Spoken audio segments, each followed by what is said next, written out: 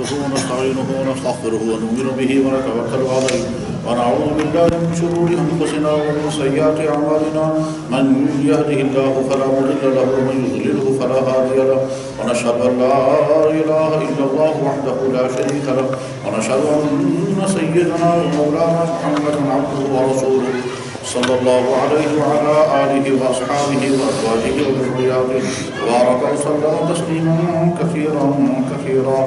أما بعد فقد قال الله عز وجل في كتابه العظيم يا أيها الناس اذكروا نعمة الله عليكم هل من خالق غير الله. وقال الله تبارك وتعالى وما بكم من نعمة فمن الله. وقال الله تبارك وتعالى وإن تعدوا نعمة الله لا تحصوها إن الله لغفور رحيم. وقال الله تبارك وتعالى فاذكروا آلاء الله لعلكم تفلحون. وقال الله تبارك وتعالى ليس بأمانيكم ولا أماني أهل الكتاب من يعمل سوءا يجزى به. وقال الله تبارك وتعالى من عمل صالحا من ذكر أو أنثى وهو مؤمن فلنحيينه حياة طيبة ولنجزينهم أجرهم بأحسن ما كانوا يعملون.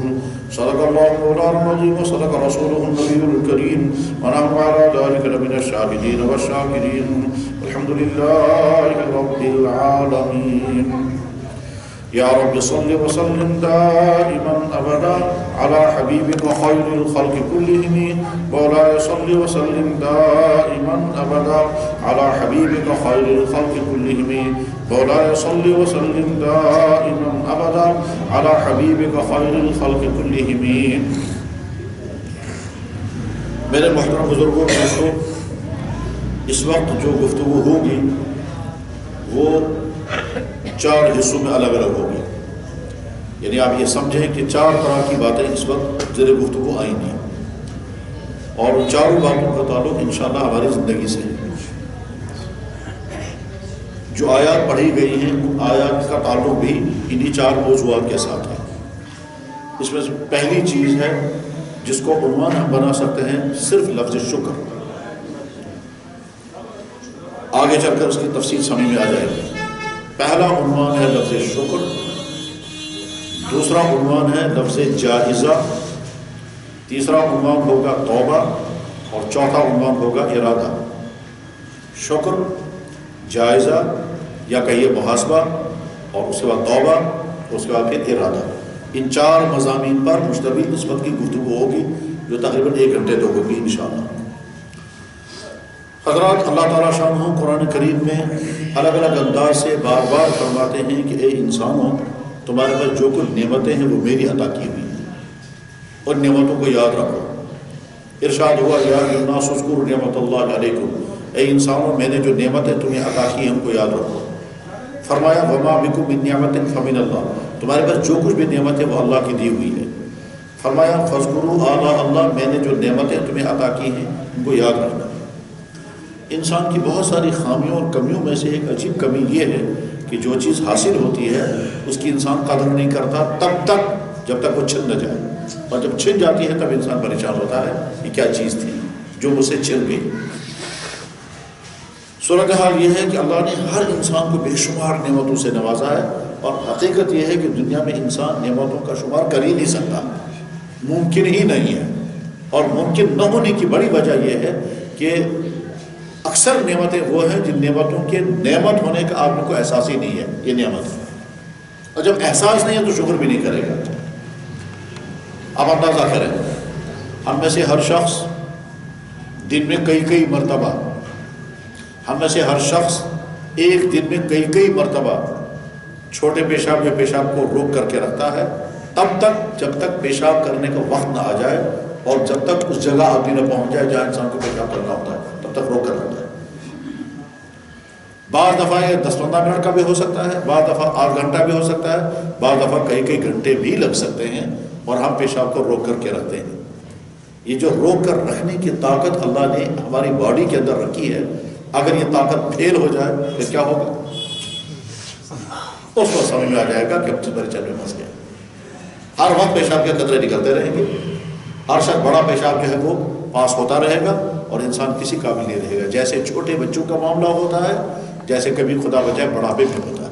اس وقت سمجھ میں آئے گا کہ یہ جو نعمت اللہ نے ہم کو عطا کی تھی پیشاب کو روک کر رکھنے کی، یہ کتنی بڑی نعمت ہے. ٹھیک، یا یہی پیشاب اگر مستقل بند ہو جائے اس وقت انسان حیران ہو کر سوچنے لگے گا وقت پر پیشاب کی ضرورت پورا ہونا بھی بڑی نعمت ہے.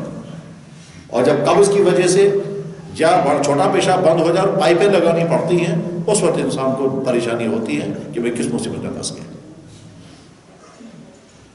چنانچہ آپ اندازہ کریں اس سے کہ جناب رسول اکرم صلی اللہ علیہ وسلم جب پیشاب کی ضرورت پورا کر کے واپس تشریف لاتے تھے تو آپ پڑھا کرتے تھے غفرانک.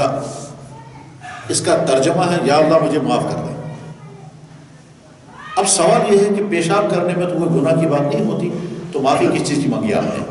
اور اگر اس میں گناہ ہوتا ہوگا تو ہم سے ہوتا ہوگا. اللہ کے نبی تو گناہوں سے معصوم ہیں تو ان سے تو کوئی گناہ نہیں ہوتا ہوگا، پھر آپ نے غفرانہ کا کیوں پڑھا؟ وہ غفرانہ کا پڑھنے کی جگہ نہیں ہے. بظاہر سمجھ میں یہ آتا ہے کہ اس جگہ توبہ کرنے کی نہیں، اس جگہ تو شکر پڑھنا چاہیے کہ پیشاب ہو گیا، لیکن آپ نے غفرانہ کا کیوں پڑھا؟ جہاں یہ حدیث ہوتی ہے وہاں حدیث کی شرح کرنے والے اس کے تمام پہلوؤں پر بحث کرتے ہیں. چنانچہ جہاں پر یہ حدیث ہے ترمذی شریف میں، وہاں اس کی شرح لکھنے والوں نے عجیب عجیب باتیں لکھی ہیں کہ اللہ کے نبی نے یہ غفرانہ کا کیوں پڑھا تھا. ان وجہوں میں سے ایک وجہ یہ بتائی گئی کہ دراصل اللہ کے نبی علیہ الصلوۃ والسلام خیال فرما رہے ہیں اور ہمیں بھی تصور دے رہے ہیں کہ ایک پیشاب کرتے وقت تم نے اللہ کی بہت نعمتیں استعمال کر لی.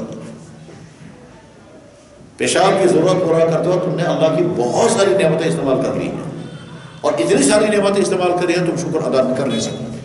جب کر نہیں سکو گے تو اللہ سے معافی مانگو، یا اللہ معاف کر دیجیے. کیا ہے وہ نعمتیں؟ چند اس میں سے دیکھیے. پیشاب وقت پر آنا اللہ کی نعمت ہے، اور یہ بات تب سمجھ میں آئے گی جب پیشاب نہ آئے، بند ہو جائے. پیشاب کنٹرول نہ رہنا اللہ کی مہربانی ہے، یہ بات تب سمجھ میں آئے گی جب یہ انکنٹرول ہو جائے اور قطرے قطرے نکلنے لگے. پیشاب کرتے وقت پیشاب کرنے کے لیے بیٹھے، صرف پیشاب باہر نکلا، پیشاب کے علاوہ باقی چیزیں نہیں نکلی، اگر باقی ساری چیزیں نکلنے لگیں جو انسان کے بدن کے اندر طرح طرح کے لکوڈس ہیں، اگر وہ بھی نکلنے لگے تو انسان کا حال کیا بنے گا؟ مثلا خون کی نالی کھل گئی اور جیسے پیشاب چل رہا ہے ویسے خون بھی نکلنے رہا تو اس کے بعد پھر آدمی کھڑا بھی نہیں ہو سکے. پیشاب کرنے کی ضرورت مجبوری ہے، مگر اللہ نے آسان سسٹم رکھا ہے کہ اندر خود بخود پیشاب کو کنٹرول میں رکھنے کا نظام کام کر رہا ہے، اور جس وقت ہم پیشاب کرنے کے لیے بیٹھیں گے وہاں خود بخود وہ سارا پروسیس شروع ہو جاتا ہے، اور پیشاب کی ساری فیکٹری کام کرنے لگتی ہے اور پیشاب باہر آنے لگتا ہے صرف ارادے کی وجہ سے.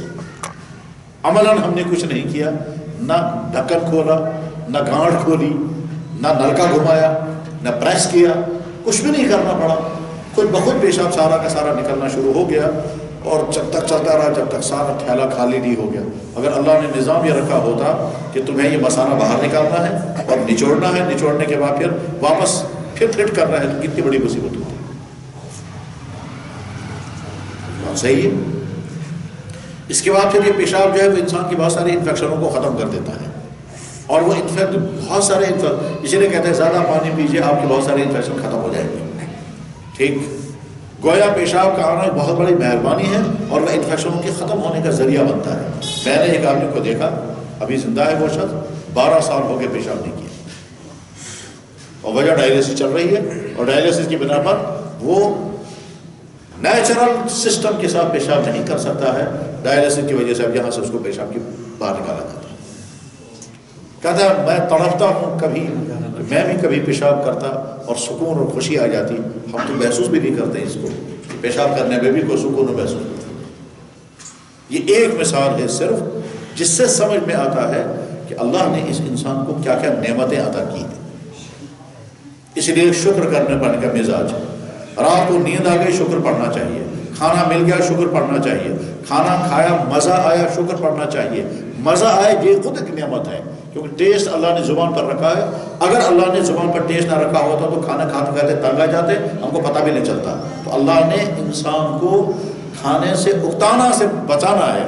انسان کو کھانا کھانے سے اکتا نہیں جانا چاہیے، اس لیے کھانوں میں ذائقے رکھے اور ہر ایک کا مزہ الگ الگ رکھا تاکہ یہ اکتا نہ جائے، تنگ نہ جائے. دوائی کھاتے کھاتے انسان تنگ آ جاتا ہے کیونکہ اس میں ذائقہ نہیں ہوتا، لیکن غذائیں کھاتے کھاتے کبھی انسان تنگ نہیں آتا کیونکہ اس میں ذائقے اللہ نے رکھے۔ لیکن یہ ذائقے تب کام کرتے ہیں کہ اس انسان کی زبان پر بھی اللہ نے ذائقہ رکھا ہے۔ ہاتھ سے لقمہ اٹھائیں گے، ہاتھ نہیں بتا سکتا ہے کہ کھانے کا مزیدار ہے یا بے مزہ ہے، لیکن جو ہے زبان پر رکھتے ہیں زبان فوراً محسوس کر دیتی ہے کھانا مزیدار ہے یا بے ذائقہ۔ ہم اپنی زبان سے یہ تو محسوس کر لیتے ہیں کہ کھانے کا ذائقہ کیسا ہے، لیکن ہم یہ محسوس نہیں کر پاتے کہ اس کھانے میں حرام چیز شامل تو نہیں ہو گئی ہے، ہم یہ محسوس نہیں کر پاتے۔ جناب رسول اکرم صلی اللہ علیہ وسلم اس کو بھی محسوس کر لیتے تھے۔ چنانچہ آپ کے دسترخوان پر بکری لائی گئی، بکری کا گوشت لایا گیا، آپ نے فرمایا یہ بکری مالک کی اجازت کے بغیر ذبح کی گئی ہے، اسے واپس اٹھا دو۔ یہ بکری جس کا گوشت حضور کی خدمت میں پیش کیا گیا، آپ نے فرمایا مالک کی اجازت کے بغیر ذبح کی گئی ہے، اسے قیدوں کو جا کر کھلا دو، ہم نہیں کھائیں گے۔ ایک خاتون نے حضور کو دعوت دی، ایک خاتون نے حضور کو کھانے پر بلایا، کھانا پیش کیا، اس خاتون کا نام تھا زینب، اور اس خاتون نے اس کھانے کے اندر زہر ملایا اور وہ زہر حضور کی خدمت میں لایا، زہر اور کھانا حضور کی خدمت، آپ نے جو ہے لقمہ منہ میں رکھا تو آپ نے ذائقے سے محسوس کر لیا کہ اس میں زہر ہے اور فوراً نکال دیا مت، یا اس لقمے کے اندر سے آواز آئی کہ میرے اندر زہر ہے، اور یا پھر حضرت جبریل نے کان میں کہا کہ اس میں زہر ہے، واپس نکال دیا۔ چنانچہ آپ نے وہ زہر واپس نکال دیا، لیکن اس کا اثر آپ کے لعاب پر آ گیا اور اس کے اثرات اخیر مرحلے میں محسوس کیے ہیں۔ بخاری شریف میں حدیث ہے کہ اللہ کے نبی علیہ السلام فرماتے ہیں کہ اس زہر کا اثر مجھے یہاں محسوس ہو رہا ہے۔ نقطہ کیا سمجھا رہا تھا میں؟ شکر پڑھنے کا مزاج بنا ہے۔ اللہ نے یوں تو ہر انسان کو بے شمار نعمتیں عطا کی ہیں، ہم پر جو اللہ کے بڑے بڑے فضل ہوئے ہیں، پہلا فضل یہ ہوا کہ ہم کو انسان بنایا۔ اللہ کو طاقتی جانور بنا دیتا، اللہ کو طاقتی کچھ بھی پیدا نہیں کرتا، لیکن اللہ نے اپنے فضل و احسان سے ایک تو ہمیں انسانوں میں شامل کیا۔ جس دن ہم دنیا میں آئے ہوں گے اس دن اللہ کی مخلوقات میں سے نہ جانے کتنی مخلوق جنگلوں میں، دریاؤں میں، نالیوں میں، کھیتوں میں، باغوں میں، کہاں کہاں کون کون سی مخلوق پیدا ہوئی ہوتی، ہمارا نام اس میں شامل ہو سکتا تھا۔ ہم انسان نہ ہوتے، کچھ اور ہوتے، اور اللہ نے ہم کو انسان بنایا، اور اس انسان بننے میں ہم نے نہ کوئی درخواست دی ہے، نہ کوئی مطالبہ کیا ہے، نہ ہماری چوائس تھی، نہ ہماری ڈیمانڈ تھی، نہ لاکھوں کا ڈر تھا میں ان کو انسان نہیں بناؤں گا تو نہ جانے یہ کیا کر لیں گے، کچھ بھی نہیں ہو سکتا تھا۔ اللہ نے اگر انسان بنا، پہلا احسان اللہ کا بڑا والا احسان ہے۔ اس کے بعد دنیا میں بے شمار انسان ہیں جو فزیکلی اب نارمل ہیں، اندھے بھی ہیں، بہرے بھی ہیں، گونگے بھی ہیں، ٹھیک، اور طرح طرح کے جسمانی کمیوں والے ہیں، اور وہ سمجھ میں آئے گا کہیں ہسپتالوں میں، وہ سمجھ میں آ جاتا ہے مینٹل ہسپتالوں میں، وہ سمجھ میں آتا ہے تب جب ایسے انسانوں کو دیکھتے ہیں، اس وقت پتہ چلتا ہے کہ یہ کس کس حال، کون کون انسان کس کس حال میں ہے۔ اگر اللہ نے ہم کو پورا یہ جسم عطا کیا، کوئی کمی نہیں رکھی، نہ بے آنکھ کیا رکھا، نہ بے کان کیا رکھا، نہ بے زبان کیا رکھا، پورا جسم عطا کیا، تو سب اللہ کے احسان ہے۔ اندھے کو دیکھ کر فوراً شکر پڑھنا چاہیے کہ یا اللہ آپ نے مجھے اندھا نہیں بنایا، بہرے کو دیکھ کر فوراً شکر پڑھنا چاہیے یا اللہ آپ نے مجھے بہرا نہیں بنایا، گونگا کو دیکھ کر فوراً شکر پڑھنا چاہیے یا اللہ آپ نے مجھے گونگا نہیں بنایا۔ ابھی کچھ دنوں پہلے میں ایک جگہ گیا تھا، 30 گونگے ایک ہی ساتھ ایک جگہ ملاقات ہوئی، ترک کے لیے شکلوں سے خوبصورت بات نہیں کر سکتے، ایسی بے قراری میں تھے، ہم کچھ کہنا چاہتے تھے کہہ نہیں سکتے، ہم کو بھی بے قرار تھی ان کی بات سنتے، لیکن سمجھے کہ کیسے۔ کہا جاتا ہے یہاں ڈسٹرکٹ ڈوڈا میں ایک گاؤں ہے، اس گاؤں کے اکثر لوگ گونگے بات ہی نہیں کر سکتے۔ اللہ کو طاقت ہے، ہم کو بھی گونگا بنا دیتا ہے، مگر نہیں، اللہ بولنے والا بنایا۔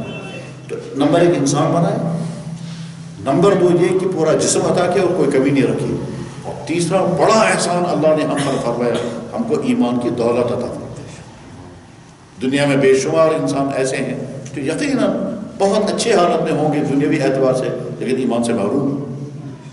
اللہ نے ہم کو ایمان سے محروم نہیں رکھا، اور اس میں بھی ہماری کوئی محنت نہیں لگی، ہمارا کوئی مطالبہ نہیں ہوا کہ یا اللہ اب ہم دنیا میں آنے والے ہیں، بجائے اس کے کہ آپ اس گھر میں ہمیں پیدا کریں جس گھر میں ایمان کی دولت نہیں ہے، آپ مجھے اس گھر میں پیدا کیجئے جہاں میرا ایمان کی دولت ہے۔ میرے بھائی، کبھی کبھی سوچنا چاہیے، جب ہم اپنی ماں کے پیٹ میں تھے اس وقت ہو سکتا ہے ہماری ماں کی زبان پر اللہ کا نام آتا ہوگا، ہم ماں کے پیٹ میں بن رہے تھے اور زبان پر اللہ کا نام تھا۔ ہم جب دنیا میں آئے تو جس ماں نے ہم کو دودھ پلایا وہ ہو سکتا ہے دودھ پلاتے پلاتے کبھی اللہ کا نام لیتی ہوگی، جب ہم پیدا ہوئے تو ہمارا ختنہ بھی ہوا ہوگا، جب ہم پیدا ہوئے تو ہماری اذان پڑھی گئی ہوگی۔ یہ ساری نعمت اس لیے ہے کہ ایمان والے کے گھر میں ہمارا جنم ہوا۔ اگر ایمان والے کے گھر میں ہمارا جنم نہ ہوا ہوتا اور اللہ نے یہ فیصلہ نہ کیا ہوتا تو نہ جانے ہم کس حالت میں ہوتے۔ اس لیے الحمدللہ علی نعمت الایمان، اللہ کا فضل و احسان ہے کہ ایمان بغیر قربانی کے، بغیر مشکل جھیلے، بغیر کسی چیز کو چھوڑے ہوئے، بغیر کسی پریشانی کے برداشت کیے ہوئے ایمان کی نعمت، ایمان کی دولت مل گئی۔ اور یہ بار بار کبھی تنہائی میں سوچنا چاہیے کہ جس دن میں دنیا میں آیا اس دن ہزاروں انسان اور بھی آئے ہوں گے، ہو سکتا تھا وہ میری جگہ ہوتا، میں اس کی جگہ ہوتا، تو پھر ہمارے پاس ایمان کی دولت نہ ہوتی۔ اس لیے اگر ہم صاحب ایمان ہیں تو یہ صرف اللہ کا احسان، یہ صرف اللہ کی مہربانی، صرف اللہ کا کرم۔ اور شاید ہو سکتا تھا کہ اگر ہم امتحان میں ڈالے جاتے تو ہم امتحان میں کامیاب نہ ہوتے۔ مثلا اللہ پیدا کرتا ہے کسی ایسے گھر میں جہاں ایمان نہیں، اور پھر کہتا ہے دے دو قربانی اور آؤ ایمان کی طرف، اور اس ایمان کی طرف آنے کے لیے تمہیں جو مشکل برداشت کرنی پڑی جھیلو اس مشکل کو، اور جب مشکل جھیل کر کے آؤ گے تب میں تم کو ایمان کی نعمت عطا کروں گا۔ شاید اس امتحان میں ہم کامیاب نہیں ہو پاتے، فیل ہو جاتے، جیسے دنیا کے بے شمار انسان ایمان سے محروم دنیا کی زندگی گزار رہے ہیں، ان بیچاروں کو پتہ بھی نہیں کہ ہم ایمان سے محروم ہیں، اور بہت سمجھتے تو ہیں لیکن ایمان کی طرف آنے کی جو قربانیاں ہیں وہ دینے کی ہمت نہیں، دے نہیں پاتے۔ میرے بھائی، ایمان کی بنیاد پر کبھی کبھی اللہ تعالیٰ قربانیاں دیتے ہیں، بہت مشکل قربانیاں ہیں۔ ہم اگر محفوظ ہیں قربانیوں سے، یہ اللہ کا بہت بڑا احسان ہے۔ اور کون سی مثال چاہیے، اور کون سی مثال چاہیے؟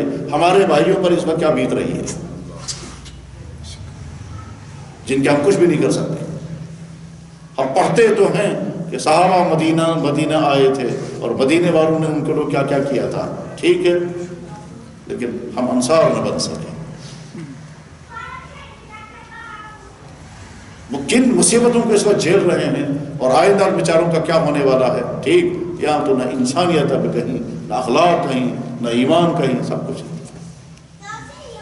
جس کے علم میں جتنے حالات ہوں گے اتنا ہی وہاں بڑھ رہا ہے، جس کے معلومات جتنی زیادہ ہوں اتنی وہاں بڑھ رہا ہے۔ یہ ساری قربانی کس وجہ سے ہیں؟ ایمان کی وجہ سے۔ اور کیا جرم ہے ان کا؟ اگر وہ ایمان کی وجہ سے قربانی دے تو اس کا مطلب یہ ہے کہ شاید یہ مصیبتیں ان کے لیے نہ ہوتی۔ تو اللہ تعالیٰ شانوں کا بھی ایمان پر امتحان ڈال دیتے ہیں۔ میں دیکھوں گا تم اس میں جم پاؤ گے یا نہیں۔ قرآن کریم میں بھی اللہ تعالیٰ فرماتے الف لام میم احسب الناس ان یترکوا ان یقولوا آمنا وهم لا یفتنون۔ لوگوں نے کیا سمجھ رکھا ہے، کیا ہم تمہارے ایمان قبول کرنے پر تمہاری آزمائش نہیں کریں گے؟ کیا تمہارے ایمان قبول کرنے پر ہم تم کو مصیبت میں نہیں ڈالیں گے؟ ہم چکھیں گے، آزمائیں گے، مصیبتوں کے پہاڑ تم پر گریں گے، تاکہ واضح ہو جائے کہ تم کچے مومن ہو یا پکے مومن۔ کچے ہوں گے تو تم واپس چلے جاؤ گے۔ تو اللہ کا احسان ہمیں انسان بنا، اللہ کا احسان پورا جسم عطا کیا، اللہ کے احسان گھر عطا کیے، عزتیں عطا کی، تعلیم عطا کی، نہ دماغی طور پر نہ جسمانی طور پر کوئی کمی رکھی، اور ایمان کی دولت عطا فرمائی۔ اور اس ایمان کی دولت عطا ہونے کے بعد پھر اللہ اپنے اپنے گھر میں دین کی بات سننے کے لیے بیٹھنے کی توفیق عطا فرمائی۔ ہمارے ہی کتنے ہی بھائی ریسٹورنٹوں میں ہوں گے، نہ جانے کیا کیا کر رہے ہوں گے۔ ہمارے ہی کتنے ہی بھائی ہم سے بہت اچھی حالتوں میں ذہنی اعتبار سے، لیکن ہو سکتا ہے کہیں باروں میں ہوں گے، ہو سکتا ہے کہیں عیش گاہوں میں ہوں گے، ہو سکتا ہے کہیں بدکاری اور گندے کاموں میں ہوں گے۔ اللہ نے اس بے دینی کی ذہنیت سے بھی ہم کو بچایا۔ یہ سب نعمتیں ہیں، اس لیے جتنا ہو سکے شکر پڑھنا چاہیے، اور ہمیشہ ایک ایک نعمت کو سوچ سوچ کر کے شکر پڑھنے کے مزاج بنانا چاہیے۔ یہ زندگی بھر کا روٹین بناؤ۔ اللہ بہت خوش ہوتے ہیں جب اللہ اپنے بندے کو نعمت عطا کرتے ہیں اور بندہ شکر کرتا ہے، اور بہت ناراض ہوتے ہیں کہ نعمت میں نے دی، اس کی زبان پر بھی نہیں آیا یا اللہ آپ کا شکر۔ اسی میں مثال ختم کر کے بیان کر کے اس چیپٹر کو ختم کرتا ہوں۔ ہم جب کھانا کھاتے ہیں یا چائے پیتے ہیں، چلیے کھانے کے حصے کے مقابلے میں چائے بہت معمولی چیز ہے، ہم جب چائے پیتے ہیں تو چائے کے اندر چائے کی پتی ہے، نہ جانے کس ملک سے چل کر پہنچی، اس میں دودھ ہے، نہ جانے کس گائے کا اور کہاں کے جانور کا یا بھینس کا دودھ ہے، یا پاؤڈر کو دودھ ہے، نہ جانے کہاں تیار ہوا ہوگا۔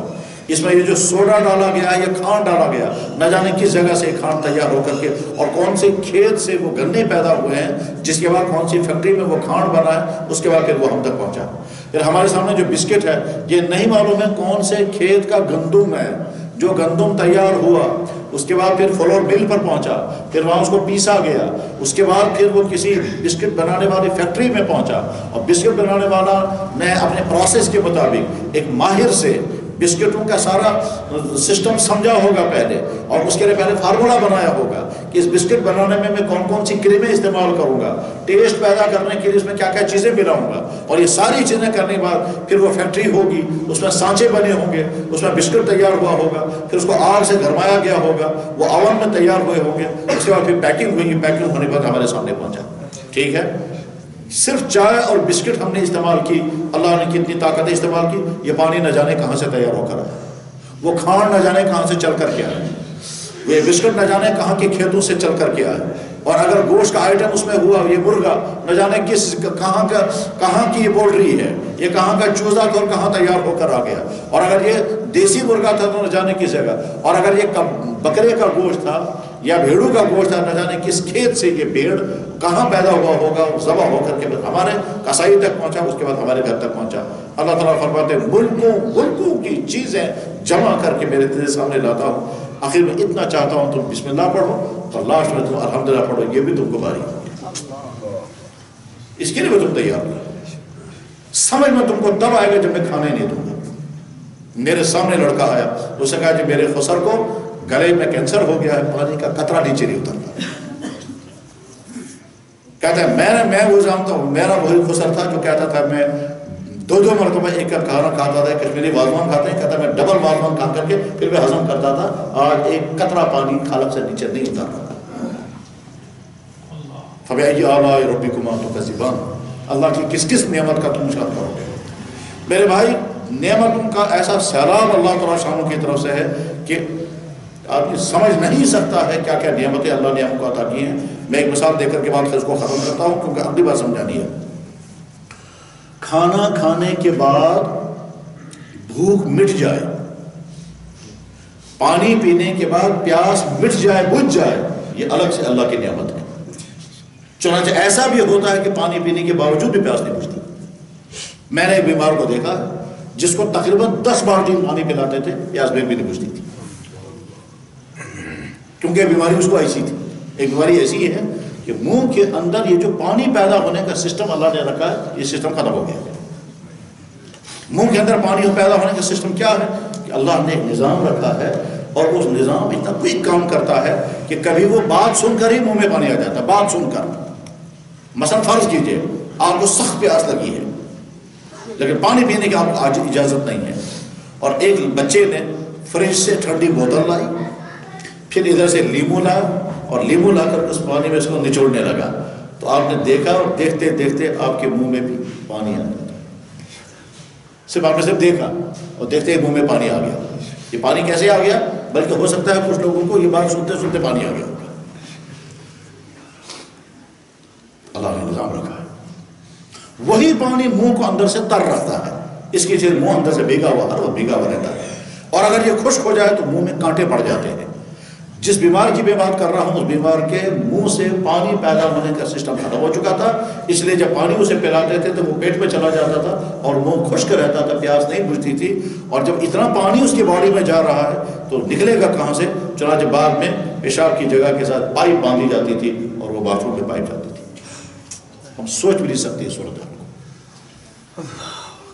فَبِأَيِّ آلَاءِ رَبِّكُمَا تُكَذِّبَانِ، اللہ میری کس کس نعمت کا تم انکار کرو، کس کس چیز کو جھٹلاؤ گے؟ کہ تم رات کو سوتے ہو، میں چاہتا ہوں میرے بندے کو نیند خراب نہیں ہونی چاہیے، میں ایک طرف سے تمہیں سلاتا ہوں، دوسری طرف سے تمہارے دماغ کو میں تیار رکھتا ہوں، وہ ہر وقت تمہارے جسم کو کا نظام دیکھتا رہتا ہے۔ تم کو پیاس لگ گئی، میرا دماغ تمہیں اٹھا دیتا ہے، تم فوراً پانی پیتے ہو، پانی پیتے ہو، اس کے بعد پھر یہ پانی جو اندر چلا گیا فوراً لیٹ کر کے یہ پانی واپس نہیں آتا، یہ واپس آ جانا چاہیے، مگر اللہ نے نظام یہ رکھا ہے پانی اندر تو چلا جائے گا، واپس نہیں آئے گا۔ چاہے کھانا کھانے کے بعد اور پانی پینے کے بعد اگر ہم سر نیچے کریں گے، ٹانگیں اوپر کریں گے، کھانا واپس آئے گا؟ یہ ابھی تو بوتل میں ہم نے بھرا ہی، پھر واپس کیوں نہیں آیا؟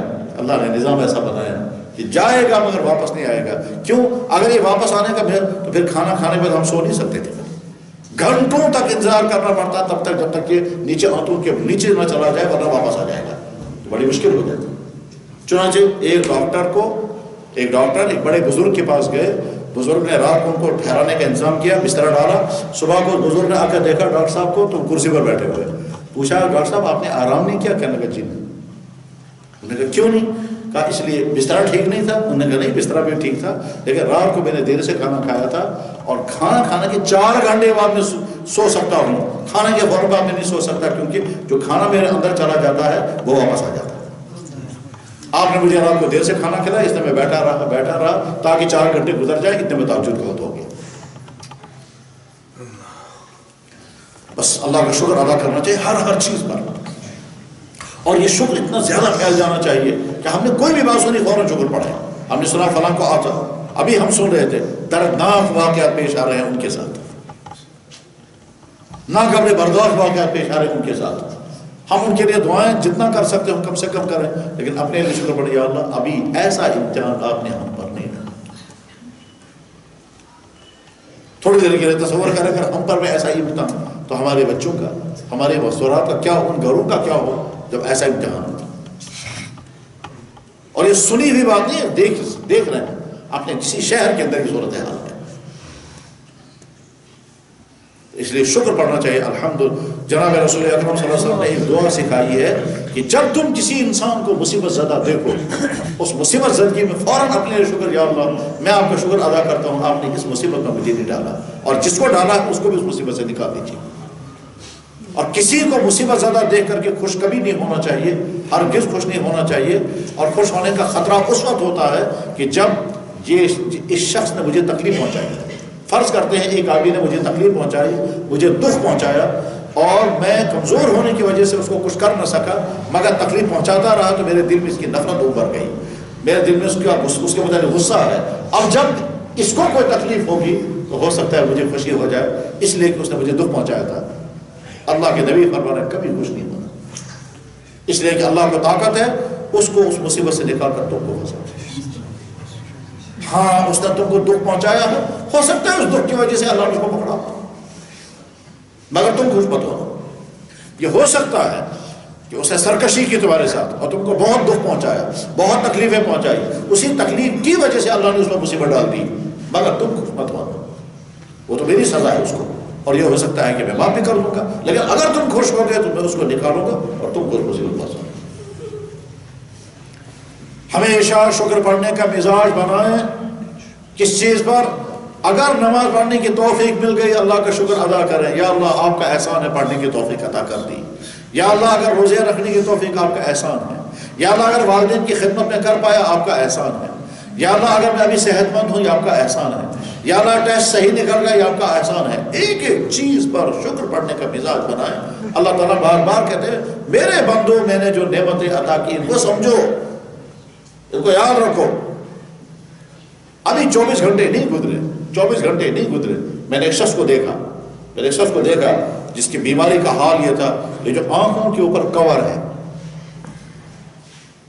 جس کور کی بنا پر ہم فوراً آنکھیں کھولتے ہیں بند کرتے ہیں، کھولتے ہیں بند کرتے ہیں، یہ آنکھوں کے اوپر کے کور کے یہ سپرنگ فیل ہو گئی، اور یہ سپرنگ فیل ہو گئی، اس لیے وہ آنکھ کھولنا چاہتا ہے تو آنکھ نہیں کھلتی، تو اس کو ایسے رکھنا پڑتا ہے، پھر چھوڑ دے گا یہ آنکھ واپس گر جاتی ہے۔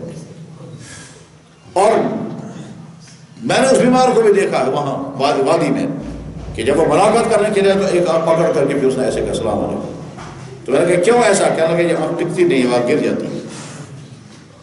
آنکھ کے اوپر کا کور ہے، اس کے اندر اللہ نے کھولنے اور بند کرنے کی ایک طاقت رکھی، سپرنگ فیل ہو گیا، اس سے سپرنگ فیل ہو گیا، وہ کھولنا بھی چاہتا ہے آنکھ تو کھلتی نہیں ہے، اس لیے جب آنکھ تو ایسے پکڑ کر کے رکھنی پڑتی ہے، جب کوئی آدمی اسے ملنے کے لیے آتا ہے تو ایسے بات کرتے ہیں، اور اگر کھانا کھاتا ہے تو آنکھ پکڑ کے، یا بیوی آنکھ پکڑ کے رکھتی تب یہ کھانا کھاتا ہے۔ آنکھ کے اوپر یہ کور یہ فیل ہو گیا، لہذا ہمیشہ اللہ تعالیٰ شانوں کا شکر ادا کرنے کا مزاج. Chapter number 1. چیپٹر نمبر 2 میں نے کہا تھا دوسرا چیپٹر ہے جائزہ یا محاسبہ. محاسبہ کے معنی کیا ہے؟ اللہ نے ہم کو انسان بنایا، ایمان عطا کیا، ہم مسلمان ہیں. بہت بڑا احسان اللہ کا ہم پر ہوا، اتنا بڑا احسان کہ حدیث یاد رکھے. فرمایا جناب رسول اکرم صلی اللہ علیہ وسلم نے، مبارک اس انسان کو جس انسان نے مجھے دیکھا اور ایمان قبول کیا. طوبیٰ لمن رآنی وآمن بی، خوشخبری اور مبارک اس انسان کو جس نے مجھے دیکھا ہوگا اور مجھ پر ایمان لایا ہوگا. ہم تو اس طبقے میں نہیں ہیں. اس کے بعد آگے فرمایا وَطُوبَىٰ سَبْعَ مَرَّاتٍ لِمَن لَّمْ يَرَانِي وَآمَنَ بِي، 7 مرتبہ مبارک اس انسان کو جس نے مجھے دیکھا تو نہیں ہوگا مگر وہ کہتا ہوگا کہ میرا نبی محمد رسول اللہ. یا اللہ ہم آپ کے گھر میں سچے دل سے اعلان کر کے کہتے ہیں ہمارا نبی محمد رسول اللہ.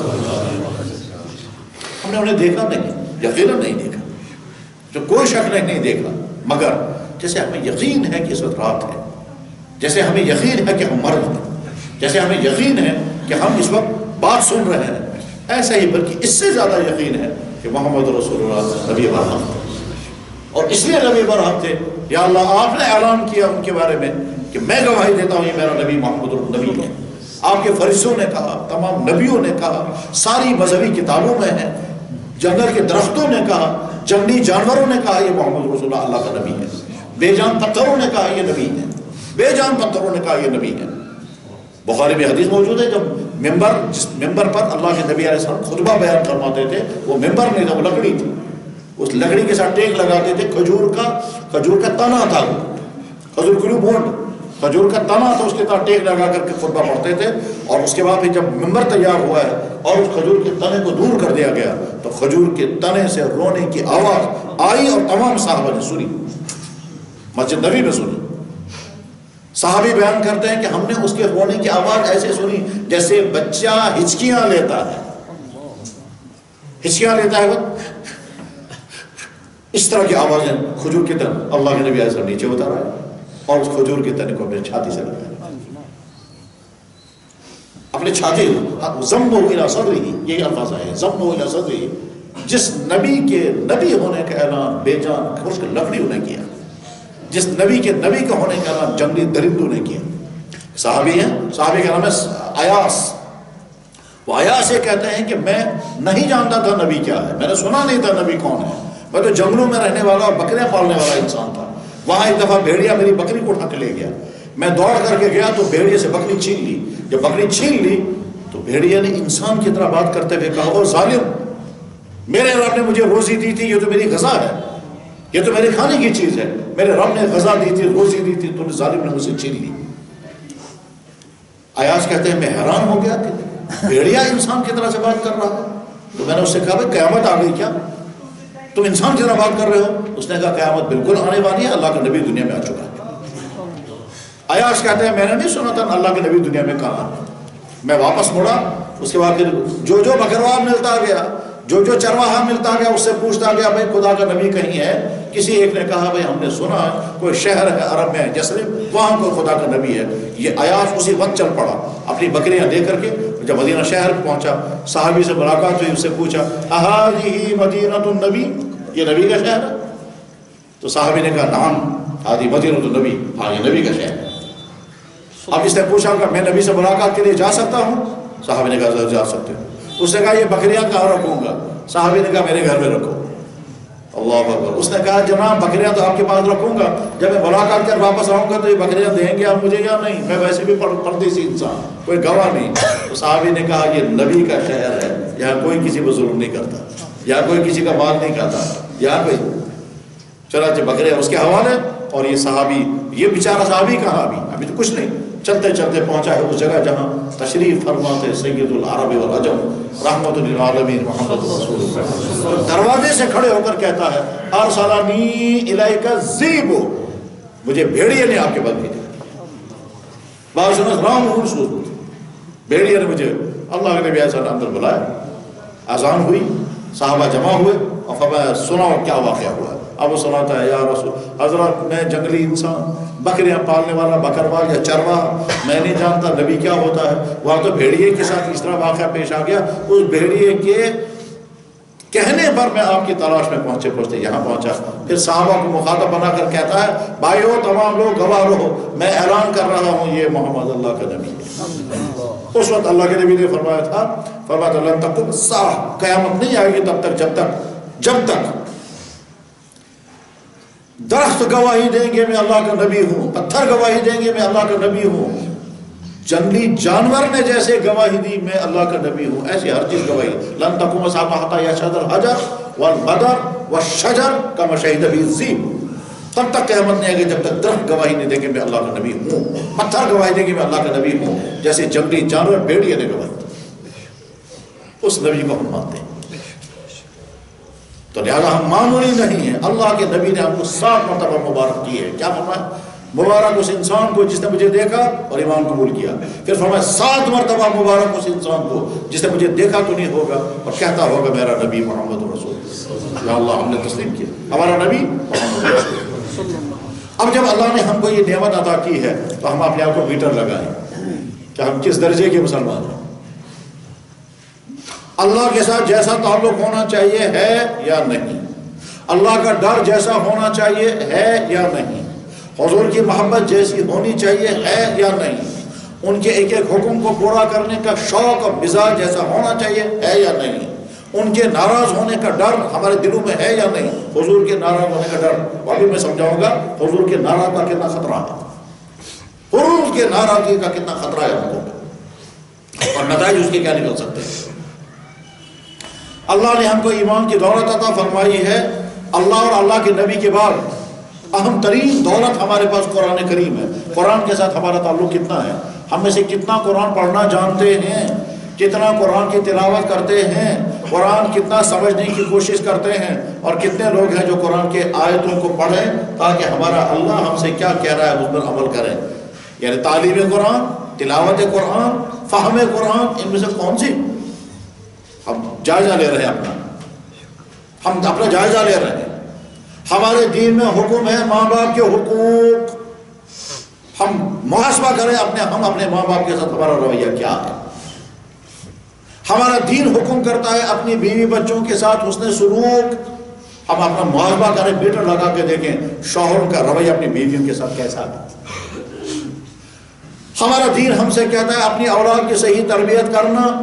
ہم میٹر لگا کے دیکھیں کہ ہم اپنی اولاد کی تربیت کر رہے ہیں یا ان کو کھلا چھوڑ دیا ہے, جس کے نتیجے میں ہمارے بچے ڈرگس میں, ہمارے بچے چرس میں, ہمارے بچے آوارگی میں, ہمارے بچے ریسٹورنٹوں میں, ہمارے بچے باروں میں, ہمارے بچے کن کن خرافات کن کن گندگیوں میں, تعلیم کے نام پر, ڈگری کے نام پر کس طرح سے وہ سارے گندے کاموں میں ڈوب رہے ہیں. اور والدین خوش ہیں, ہمارے بچے تیار ہو رہے ہیں. کیا تیار ہو رہے ہیں؟ چرسی. کیا تیار ہو رہے ہیں؟ زناکار اور آوارہ لوگ تیار ہو رہے ہیں. والدین خوش ہیں, میرا سرمایہ بن رہا ہے. اللہ اکبر. جناب رسول اکرم صلی اللہ علیہ وسلم کبھی کبھی دعا کرتے تھے اور دعا کے ذریعے میسج دیتے تھے. آپ نے فرمایا یا اللہ مجھے ایسی اولاد سے بچانا جو اولاد مجھے وقت سے پہلے بوڑھا کر دے. حضور کو دعائیں کوئی ایسی اولاد نہیں تھی. مطلب یہ تم اپنے بچوں کی تربیت نہیں کرو گے اور جب بچے بگڑ جائیں گے بعد میں تم کہو گے تو وبال بن گیا میرے لیے. یا اللہ ایسی اولاد سے مجھے بچانا جو اولاد کے لیے وبال بن جائے. چنانچہ میں نے خود اپنی آنکھوں سے دیکھا, اپنے کانوں سے سنا, جب میرے سامنے ایک باپ اپنے بیٹے کو کہتا تھا یا اللہ اس کو موت دے دے, یہ کم بھرے گا, کیونکہ بچہ اتنے بگڑ چکا تھا. محاسبہ ہم جائزہ لے رہے ہیں اپنا, ہماری حالت کیا ہے. ٹھیک, ہمارا دین ہمیں حکم کرتا ہے اپنے پڑوسیوں کے ساتھ بہترین سلوک کرنا. ہمارا رویہ پڑوسیوں کے ساتھ کیا ہے. ہمارا دین حکم کرتا ہے کہ دیکھو جو چیزیں گناہ ہیں ان گناہوں سے اپنے آپ کو بچانا. ان گناہوں میں نمبر 1 شرک, نمبر 2 والدین کی نافرمانی, نمبر 3 شراب پینا, نمبر 3 ناحق قتل کرنا, نمبر 4 سود کھانا, نمبر 5 رشوت کھانا, نمبر 6 زناکاری کرنا. گناہوں کی لسٹ ہے. اب میٹر لگا کے دیکھیں کہ ہم کس کس گناہ سے بچے ہوئے ہیں اور کس کس گناہ میں مبتلا ہیں. آنکھ اللہ نے دیکھنے کے لیے دی, اس آنکھ سے کہاں کہاں ہم غلطی کر رہے ہیں اور ہم اپنی آنکھوں کا کنٹرول کیوں نہیں کر رہے. کان اللہ نے دیے, اس کان کا غلط استعمال کہاں کہاں کر رہے ہیں. جوانی اللہ نے دی، جوانی کو غلط راستوں میں کہاں کہاں نچا رہے ہیں، کہاں پھرا رہے ہیں، جائزہ لیں، میٹر لگا رہے ہیں ہم اپنا۔ کیا ہماری حقیقت یہ نہیں ہے کہ انسانوں سے ڈر کر کے ہم گناہ چھوڑنے کو تیار، مگر اللہ کے ڈر کی بنا پر ہمیں گناہ چھوڑنا ہی نہیں۔ رات کے تنہائیوں میں، اندھیروں میں اور اکیلے پن میں بیٹھ کر گناہ کیسے ہو رہے ہیں؟ کیسے انسان سوچتا ہے کہ جہاں مجھے دیکھنے والا کوئی نہیں؟ اللہ تو کہہ رہے ہیں میرے بندے انسان دیکھیں گے وہ تجھے کیا کریں گے، ان سے تو چھپ گیا، مجھ سے تو نہیں چھپ سکتا۔ قرآن کریم میں اللہ تعالیٰ فرماتے ہیں تین جگہ پر کہ بندہ جو کچھ کرتا ہے انسان کا جسم اس کو ریکارڈ کر لیتا ہے۔ اور اس لیے اللہ تعالیٰ نے قرآن کریم میں فرمایا ایک جگہ پر اگر تم گناہ چھوڑنا نہیں چاہتے تو اچھی طرح سے سمجھو یہ جو تمہارا جسم ہے یہ تمہارے ساتھ ہے، یہ ریکارڈ کر رہا ہے اسے، اس جسم کو کہیں اور رکھو پہلے پھر کر لو گناہ۔ مگر جسم کو کہیں اور رکھیں تو کریں گے کیسے؟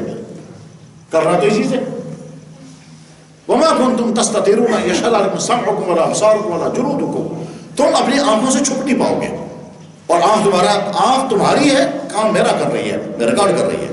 تم اپنے کانوں سے چھپ نہیں پاؤ گے، تم اپنی کھال سے چھپ نہیں پاؤ گے، یہ کھال، یہ ہاتھ اور پاؤں، یہ سارا ریکارڈ کر رہے ہیں، کیونکہ یہ تمہارے پروپوزل پر بھی کام کرتے ہیں اور میرا حکم بھی ہے۔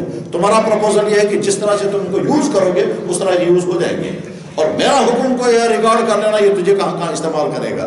چنانچہ قیامت دنیا میں تو تم ان کو استعمال کر لو، قیامت کے دن یہ میرے حکم کے مطابق ساری کہانی سنا دیں گے، سارا ڈاٹا سنا دیں گے، کہاں کہاں کیا کیا کیا، کہاں بیٹھ کے شراب پی، کہاں بیٹھ کر غلط ملاقاتیں کی، کہاں بیٹھ کر کے کیا کیا پلان بنائے، کہاں بیٹھ کے تم نے رشوتیں لی اور دی، ایک ایک جرم تمہارا ریکارڈ ہو رہا ہے، تمہارا جسم۔ میرے بھائی ہماری تو جائزہ اپنا لیں، اپنا جائزہ لیں۔ ہم لفظوں میں کہیں گے ہمارا نبی محمد رسول اللہ، یقیناً اس میں کوئی شک نہیں، بس اس کے بعد پھر محمد رسول اللہ فرماتے ہیں میرے امتی یہ کام نہیں کرنا، یہ تو بہت برا ہے، اس کی وجہ سے تجھے نقصان ہوگا۔ یہ کیسا امتی ہے کہ نبی کے کہنے پر چھوڑنے کو تیار نہیں ہے، اور کل کو دوسرا انسان کہتا ہے یہ کام مت کرنا، یہ چھوڑنے کو تیار ہو جاتا ہے۔ عورتوں کو اللہ کے نبی نے کہا پردہ، عورتوں نے کہا پردہ، ہم بیکورڈ بن جائیں گے پردہ پہن کر کے۔ اس کے بعد ڈاکٹروں نے کہا ماسک، سب نے اپنے منہ بند کر دیا، ماسک لگانا ہے، میں منع نہیں کر رہا، لگانا ہے، لازماً لگانا ہے، کیونکہ صحت ہے اور صحت کے لیے حفاظت کے ساری تدابیر اختیار کرنی ضروری ہے۔ مگر سوال یہ ہے یہی منہ بند کرنے کو جو اللہ کے نبی نے کہا تھا آپ کو سوٹ کیوں نہیں کر رہا تھا؟ اور یہی حکم جب میڈیکل کی وجہ سے آ گیا، صحت کی وجہ سے، آپ کیوں تیار ہو گئے سر؟ آپ کیوں ساری دنیا کے انسانوں نے آپ نے منہ بند کر دیا؟ ایک مسلمان کو ہم یہ کہتے ہیں، اللہ کے نبی یہی تو کہہ رہے تھے عورتوں کو کہ اپنا چہرہ چھپاؤ۔ نہیں جناب، ہمیں اپنا چہرہ سب کو دکھانا ہے، تو سب کو دکھا رہے تھے چہرہ، اب کیوں چھپ دکھانے رہے ہیں؟ کہ اب ماسک پہننا ہے، اور بعض ان کے ماسک ایسے ہوتے ہیں ویسے آنکھیں کھلی رہتی ہیں، صحیح ہے، کرنا ہے، میں منع نہیں کر، یہ سمجھانے کی بات ہے۔ یہی چیز نبی نے فرمائی تھی، ایمان والا کرنے کو تیار نہیں تھا، اور یہی چیز اب میری اللہ کے نبی نے فرمایا چہرے پر، مردوں کو چہرے پر آنے والے بال کاٹنا مت، ہمارا ایمان والا ماننے کو تیار نہیں۔ اور اس کے بعد پھر یہی چیز جب فیشن میں آ گئی اور نائیوں کی دکانوں پر قسم قسم کی داڑھیوں کے فیشن سامنے ہیں، تو ہمارا نوجوان ایک ایک کو دیکھتا ہے اب یہ والا سٹائل دوں گا یا یہ والا سٹائل دوں گا۔ یہ سٹائل جب نبی کی طرف سے آیا تھا تب یہ ہضم نہیں کر رہا تھا اس کو، اور یہ سٹائل جب فلم اسٹاروں کی طرف سے آ گیا، یہ سٹائل جب فیشن ڈیزائنروں کی طرف سے آ گیا، یہ اس کے بعد یہ نوجوان تیار ہوگا کرنے کے لیے۔ اگر یہ سوال کیا جائے تو اس فلم اسٹار کا امتی ہے یا محمد رسول اللہ کو امتی ہے، تو کیا جواب ہوگا؟ ہم جائزہ لے رہے ہیں اپنا، ہم میٹر لگا کے دیکھ رہے ہیں، ٹھیک، ہمارا دین، اللہ اکبر۔ جناب رسول اکرم صلی اللہ علیہ وسلم کی خدمت میں خط آیا اویس قرنی کا، اویس قرنی نے خط لکھا، حضرت میں ایمان تو قبول کر چکا ہوں، آپ سے ملاقات ابھی میری نہیں ہوئی، میری والدہ گھر میں بیمار ہے، میں آ نہیں سکتا، اگر میں والدہ کو چھوڑ کر آپ کے پاس آؤں گا تو والدہ کو تکلیف ہوگی کیونکہ وہ بیمار ہے اور کوئی اس کو کیئر کرنے والا نہیں، اور اگر میں آپ کے پاس نہیں آؤں گا، والدہ کے پاس رہوں گا تو آپ کی ملاقات سے محروم ہوں، میں فیصلہ نہیں کر پاتا مجھے کیا کرنا چاہیے۔ تو اللہ کے نبی نے فرمایا اویس میرے پاس نہیں آنا اپنی والدہ کی خدمت میں۔ ٹھیک، لیکن اویس کے دل میں تھا یا اللہ ایسا نہ ہو کہ میری والدہ بھی زندہ ہو اور حضور دنیا سے چلے جائیں، میں ملاقات نہیں کر پاؤں گا۔ وہ کہہ تو نہیں پا رہے ہوں گے لیکن تمنا ابھرتی ہوگی میری والدہ گزر جاتی تو میں حضور کے پاس چلا جاتا، مگر والدہ گزری نہیں یہاں تک کہ اللہ کے نبی دنیا سے رخصت ہو۔ اور جب رخصت ہونے کے قریب تھے تو حضور نے صحابہ کرام میں سے حضرت عمر بن خطاب سے فرمایا عمر جب کبھی اویس کرنی سے میری تمہاری ملاقات ہو میرا سلام پہنچانا۔ ہمارا دین یہ کہتا ہے کہ ماں کی خدمت کرنے پر نبی کے سلام آ رہی ہے، اور ہمارا بیٹا اپنی ماں کو کہتا ہے بک بک کرتی رہتی ہے چپ بیٹھ، تجھے کیا پتا ہے؟ بڑے فخر کے ساتھ ہمارا بیٹا ماں کو کہتے ہیں بک بک کیوں کرتی ہے؟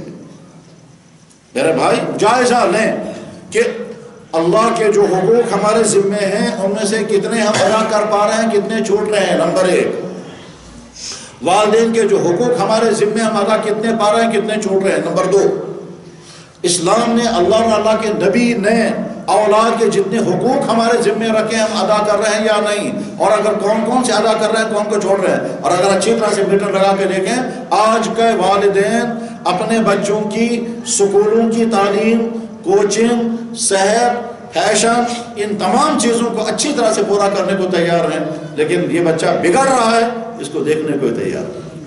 یہ بچہ ڈرگس میں پھنس گیا فکر ہی نہیں ہے، یہ بچہ غلط تعلقات میں گھوم رہا ہے فکر ہی نہیں، یہاں تک کہ اس کی بیٹیاں نہ جانے کن کن جگہوں پر کن کن گندے کاموں میں تباہ ہو رہی ہیں، کوئی پرواہ ہی نہیں مانتی۔ مجھے تقریباً ہر ہفتے فون آتے رہتے ہیں اور لڑکے وہاں سے سناتے رہتے ہیں ہم فلاں ہاسٹل میں ہیں، ہم فلاں کالج میں ہیں، ہم فلاں جگہ یونیورسٹی میں ہیں، اور یہاں لڑکے اور لڑکیاں یہ کر رہے ہیں ہم زبانوں کی۔ تو جائزہ لیں اپنے والدے کے ساتھ رویہ کیا ہے۔ اللہ نے اور اللہ کے نبی نے فرمایا اپنی بیویوں کے ساتھ اچھا سلوک کرو، قرآن میں وَعَاشِرُوهُنَّ بِالْمَعْرُوفِ، اپنے بیویوں کے ساتھ اچھا سلوک کرو۔ اللہ کے نبی نے فرمایا صلی اللہ علیہ وسلم تمہیں سب سے بہتر انسان وہ ہے جو اپنی بیوی کے ساتھ اچھا سلوک کرے۔ آج کا شوہر اپنے آپ کو میٹر لگا کے دیکھے کہ اس کا رویہ اپنی بیوی کے ساتھ کیسا ہے۔ اللہ اور اللہ کے نبی نے حکم دیا اپنے تمام رشتہ داروں کے ساتھ بہترین سلوک کرو، اور اگر وہاں سے وہ ظلم کریں تم یہاں سے ظلم مت کرنا۔ سل من قطعک واعف عمن ظلم، جو تم سے تعلقات کاٹتا ہے اسی کے ساتھ تعلقات جوڑ کر دکھاؤ، جو تم پر ظلم کرتا ہے اس کو معاف کرو، جو تم کا ساتھ بدخواہی کرتا ہے اس کے ساتھ حسن سلوک کرو۔ اور میٹر لگا کے دیکھیں ہمارا رویہ کیا ہے۔ اللہ اور اللہ کے نبی کا حکم ہے کہ جو تمہاری کمائی کا سورس ہے وہ کمائی کا سورس تمہارا کیسا ہے، حلال ہے کہ حرام۔ اللہ اکبر، یہاں تو حلال اور حرام کا وہ تو چیپٹر ہی ختم ہو گیا ہے، وہ تو سمجھ میں آئے گا دفتروں میں، وہاں کیسے حرام کی دولت کھینچی جا رہی ہے، یہ تو سمجھ میں آئے گا بازاروں میں جہاں کیسے ملاوٹ کا سامان بیچ کر کے رہے۔ ابھی پرسوں مجھے بھائی بتا رہے تھے، کہہ لگے جناب ہم سامان بیچتے ہیں، خریداروں کی لائن آتی ہے، ایک خریدار کہتا ہے ہم اپنے دفتر کے لیے آپ سے اتنا مال لیں گے، ہمارا کمیشن کتنا رکھیں گے۔ دوسرا آ کر کے کہتا ہے میں نے کہا کون سے؟ کہنے لگے تعلیم شعبے کے، میڈیکل شعبے کے، فلاں شعبے کے لوگ آ کر کے کہتے ہیں کہ صاحب ہمیں یہ چیز خریدنی ہے آپ سے، اتنا سٹاک لیں گے، ہمارا کمیشن کتنا ہوگا۔ اب ہم کمیشن لگا، میں نے کہا مطلب کیا ہوا؟ کہنے لگے 10 روپے کا ریٹ اگر ہوگا 12 روپے لکھنا ہے، اور 12 روپے لکھنا ہے، 2 روپے اس کی جیب میں جائیں گے، ہم نہیں لکھیں گے وہ کسی اور کے پاس جائے گا، ہم کیا کریں گے؟ پرواہ ہی نہیں ہے ہم حلال کما رہے ہیں کہ حرام کما رہے ہیں۔ جناب رسول اکرم صلی اللہ علیہ وسلم نے فرمایا تھا کہ وقت آئے گا ہر انسان کی چاہت ہوگی، ایک وقت آئے گا ہر انسان کی چاہت ہوگی میرے پاس پیسہ ہے تو، لیکن پرواہ ہی نہیں کرے گا کوئی حلال آ رہا یا حرام آ رہا، ہر انسان کی چاہت ہوگی۔ سورۃ حارث ہوتی ہے۔ تو میرے بھائی ہم اپنے آپ کو جائزہ لیں، میٹر لگا کے دیکھیں۔ کیا میٹر لگا کے دیکھیں کہ ہمارا رویہ اللہ کے ساتھ، اللہ کے نبی کے ساتھ، امت کے ساتھ، انسانوں کے ساتھ کیا ہے۔ جناب رسول اکرم صلی اللہ علیہ وسلم کہ کسی انسان سے کسی انسان کو تکلیف نہیں ہونی چاہیے، یہ ہمارا دین سکھاتا ہے۔ ہم کتنے فخر کے ساتھ اور کتنے جوش کے ساتھ دوسروں کو تکلیف پہنچاتے ہیں، اور ساتھ میں فخر کرتے ہیں میں نے تو یہ کر دیا، میں نے یہ کر دیا۔ ہمارا دین ہمیں کہا تو تم رحمت بنو انسانوں کے لیے۔ کیا فرمایا حضور نے؟ فرمایا جناب رسول اکرم صلی اللہ علیہ وسلم نے اللہ تعالیٰ کو بھی سخت نفرت ہے اس انسان سے، اللہ کو سخت نفرت ہے اس انسان سے جو انسان الد الخصب ہو۔ حدیث کی کتابوں میں کتاب ہے بخاری شریف، اس میں یہ حدیث موجود ہے، میں نے خود پڑھائی ہے، اس میں حدیث کے الفاظ اس طرح سے ہیں۔ اللہ کے نبی فرماتے ہیں اللہ کو سخت نفرت ہے اس انسان کی جو انسان ارد الخصم ہو۔ ارد الخصم کے معنی کیا ہوتے ہیں؟ ارد الخصم کے معنی ایسا رف بیہیویئر والا، ایسے غلط وتیرہ رکھنے والا، ایسا غلط طرز عمل اختیار کرنے والا کہ سارے لوگ اسے کان پکڑتے ہو، سارے لوگ اسے جان بچاتے ہو، سارے لوگ اسے دور بھاگتے ہو، ایسے انسان کو الد الخصم کہتے ہیں۔ تو اللہ کے نبی فرما رہے ہیں کہ اللہ کو بھی سے نفرت ہے۔ یعنی اللہ کے نبی کیا چاہتے ہیں؟ اللہ کے نبی چاہتے یہ ہیں تم اگر باپ ہو تو اچھے باپ بنو، اتنے اچھے باپ بنو تمہاری اولاد کہنی چاہیے کہ اس سے اچھا باپ تو ہو ہی نہیں سکتا۔ تم اگر کسی کے بیٹے ہو تو تمہارا والد کہنا چاہیے اس سے اچھا بیٹا ہو ہی نہیں سکتا۔ تم اگر شوہر ہو تو اتنے اچھے شوہر بنو، تمہاری بیوی کہنی چاہیے اس سے زیادہ رحمت مجھے مل ہی نہیں سکتی۔ تم کسی کے بھائی ہو، اپنے بھائی کے ساتھ ایسا رویہ اختیار کرو تمہارا بھائی کہنا چاہے میرا بھائی، وہ کشمیری کہتے ہیں بوئے باعث دشمنا بوئے باعث پشت منا، تم بوئے باعث دشمنا نہیں پشت منا بنو۔ میں سرے گھر میں تھا، میرے سامنے بھائی کہتا ہے، ایک بھائی کہتا ہے کہ اس دنیا میں میرا سب سے بڑا دشمن میرا سگا بھائی ہے۔ میں نے کہا کیا ہوا؟ کہنے لگا کوئی ظلم ہی ایسا نہیں جو اس نے مجھے نہ کیا ہو۔ خیر ان کو سمجھاؤں میں اگر چلے گئے، تھوڑی دیر بعد دوسرے آ گئے۔ وہ دوسرا بھائی کیا کہتا تھا؟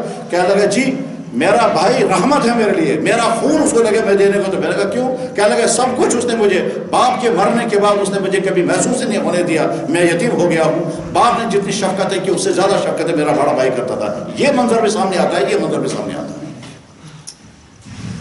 ہمارا دین چاہتا ہے اچھا باپ بنو، اچھا بیٹا بنو، اچھا بھائی بنو، اچھا دکاندار بنو، اچھا کسٹمر بنو، اچھا افسر بنو۔ تم جہاں ہو اس حال میں رہو کہ جب تم یہاں سے رخصت ہو جاؤ گے تو تمہارے لیے جو کمنٹس پاس ہوں گے وہ تمہارے کردار کو بتائیں گے، تمہارا کردار کیا تھا، تمہارا رویہ جو تھا وہی کمنٹس لوگوں کی زبان پر آئیں گے۔ کچھ لوگ کہیں گے اللہ تعالیٰ معاف کرے ہم سے یہ کہ ہمارے ساتھ یہ کیا ہے، تو مطلب یہ ہے کہ آپ کا رویہ صحیح نہیں رہا۔ ہمارا دین یہ چاہتا ہے کہ انسان کا رویہ ہر مخلوق کے ساتھ اچھے سے اچھا، بہتر سے بہتر ہونا چاہیے۔ جناب رسول اکرم صلی اللہ علیہ وسلم تو جانوروں کی فکر بھی کرتے تھے۔ حضور نے کیا فرمایا؟ لوگوں جن کے گھروں میں جانور ہیں اللہ سے ڈرنا، ان جانوروں کو دکھ مت دینا۔ اتقوا اللہ فی ہذہ البہائم المعجمہ، ان گونگے جانوروں کے بارے میں اللہ سے ڈرنا۔ کوئی تم سے گلہ نہیں کرے گا، تمہارے گھر کے جانور جو چاہے کرو، مگر جس نبی کو گھروں میں پائے جانے والے جانوروں کی فکر ہو وہ نبی کہاں برداشت کرے گا کہ کسی انسان کو کسی انسان سے تکلیف ہو؟ اسلام ہمارا یہی چاہتا ہے کہ انسان انسانوں کے لیے رحمت بنے، انسان انسانوں کے لیے زحمت و مصیبت نہ بنے۔ اور یہ وہ چیز ہے کہ جناب رسول اکرم صلی اللہ علیہ وسلم نے ساری زندگی کبھی کسی انسان کو کوئی تکلیف نہیں پہنچائی۔ کوئی نہیں کہہ سکتا ہے کہ صاحب انہوں نے مجھے گالی دی، اس نے مجھے بد کلامی کی، مجھے ڈانٹ ڈپٹ کی، کبھی۔ حتیٰ کہ خطرناک سے خطرناک دشمن، مشکل سے مشکل تکلیف پہنچانے والوں کے سامنے آپ کا رویہ محبتوں کا رویہ رہا۔ حضور کے دشمنوں میں سب سے خطرناک دشمن کون تھا؟ اس کا نام تھا ابو جہل۔ ستانے کی کوئی قسم ایسی نہیں ہے جو اس نے نہ کی ہو، اس نے اور اس کے بیٹے نے۔ ستانے کی کوئی قسم ایسی نہیں جو اس نے اور اس کے بیٹے نے نہ کی ہو۔ ابو جہل اور اس کے بیٹے کا نام ہے اکرمہ۔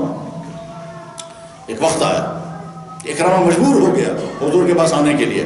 حضور کو معلوم ہو گیا کہ اکرمہ آنے والے ہیں، یہ صحابہ اس کے بارے میں نہیں تو کم سے کم اس کے باپ کے بارے میں تو برا بھلا کہیں گے۔ تو آپ نے صحابہ سے فرمایا یاتیکم اکرمہ، اکرمہ آنے والا ہے، فلا تسبوا اباہ، خبردار اس کے باپ کے بارے میں کوئی زبان مت کھولنا۔ باپ ابو جہل جس کے بارے میں قرآن کی آیتیں نازل ہوئی ہیں، اور حضور نے فرمایا خبردار کوئی ابو جہل کے بارے میں کوئی جملہ نہیں بولے گا۔ اگر تم نے اس کے بارے میں کوئی جملہ بولا ابو جہل تو ہوگا جہنم، اس میں کوئی شک نہیں، قرآن کی آیتیں نازل ہوئی تھی اس کے بارے میں۔ کیا آپ نے فرمایا تم اس کے باپ کے بارے میں برا کہو گے، اکرمہ کو دکھ ہوگا، کیونکہ بیٹے کو دکھ ہوتا ہے جب باپ کے بارے میں برا کہا جاتا ہے۔ فلا تسبوا اباہ، خبردار اس کے باپ کو برا بھلا مت کہنا۔ فإن سب المیت یؤذی الحی، مردے کو برا بھلا جب کہا جاتا ہے تو زندہ انسان کو تکلیف ہوتی ہے۔ اتنے میں اکرمہ آ گیا۔ اب جب اکرمہ آ گیا وہ وہاں کا جنرل تھا، حضور نے کھڑے ہو کر استقبال کیا۔ اب وہ کبھی دائیں دیکھتا ہے کبھی بائیں دیکھتا ہے، ادھر سے کوئی آدمی کھڑا ہوگا اور گرا کرے گا، ادھر سے کوئی آدمی کھڑا ہوگا برا بھلا کہے گا، ادھر سے کوئی آدمی کھڑا ہوگا تلوار چلائے گا، لیکن کوئی نہیں کھڑا ہوا۔